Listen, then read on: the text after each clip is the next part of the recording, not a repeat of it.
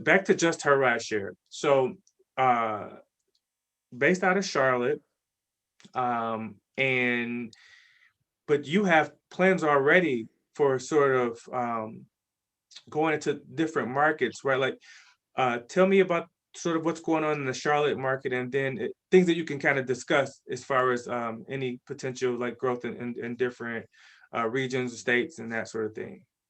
Yeah, so Charlotte is our test market. It's our hub. It's where our corporate office is. And so one of the things that we knew, because we were moving into a huge industry with huge brands, that we had sort of one shot to sort of do it right.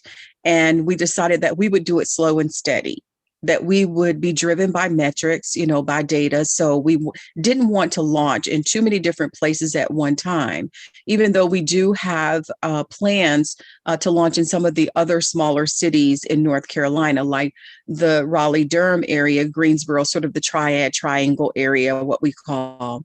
Also some cities in South Carolina, but initially Charlotte will be our test market. We will look at the data. We will see what's here. And I will tell you this, our goals for expansion, we wanted to sort of, in our projection, we were going to go to Atlanta as sort of this rollout, this next expansion rollout. But we, back in March, I think it was, we did a interview with Fox 32 News in Chicago. And after that news interview, we got so much feedback from that community there, that when are you coming here? We want you to come. And we were like, no, we don't have plans to come. We just sort of wanted to kind of get our feelers out there.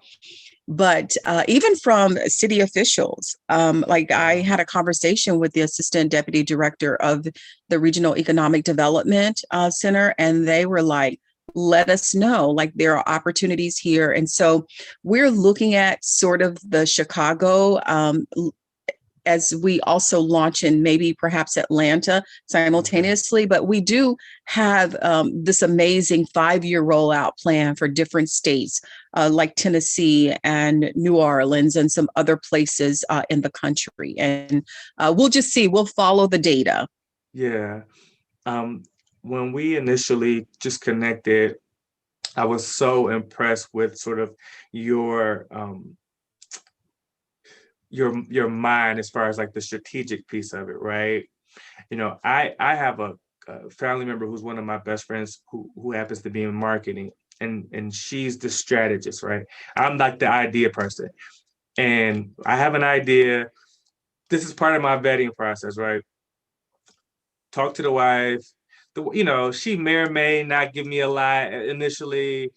I'll try to get my head around some potential, like, pros and cons, right? But I got to take it to Tiana. Shout out to Tiana. And either, typically she'll tear it apart, right? But and she'll put a professional hat on and say, well, you got something, but you need to think about it this way, that.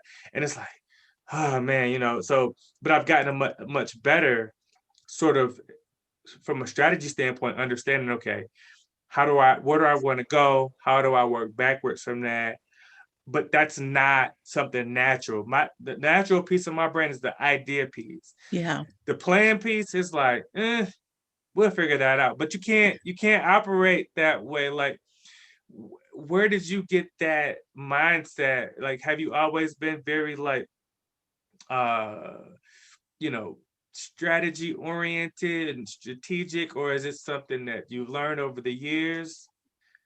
Yeah, so something I've learned over the years. So I've been a business owner for over 20 years. So this is not my first run at this. I've built a couple of successful businesses, and I failed at more.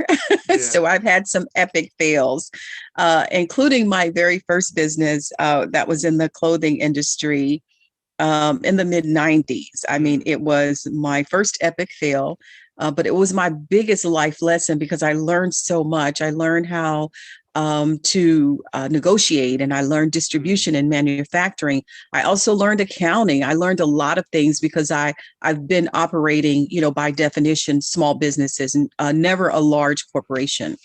But I also learned how to pivot Yeah. because when I couldn't no longer sell $800-900 suits, I knew that one thing that I had was the gift of gab. I knew that Yeah. God had blessed me with a mouth, and I could Yeah. talk and I could speak. And so I turned it into teaching dress code etiquette. So Mm, I went from selling $800-900 apparel items to teaching dress code in corporations and law offices and things like that. So I learned a lot, but strategically, I learned that along the way. It didn't come at once. So mhm. it came through failure. It came through learning how to pivot. It came through doing different things and being open to grow and to learn. But because I'm a little bit of a perfectionist by nature, I always have to see a plan. Mhm. I don't fall apart when the plan doesn't work. But in Yeah. order for me to sort of move the way I like to move, I need to kind of see what's ahead. Sure. It doesn't have anything to do with the faith that I have. It's just visually, I'm a very visual person and I have to see a roadmap. So yeah, so No. lots of years of experience in business and failing and succeeding. So Yeah. No, that's good.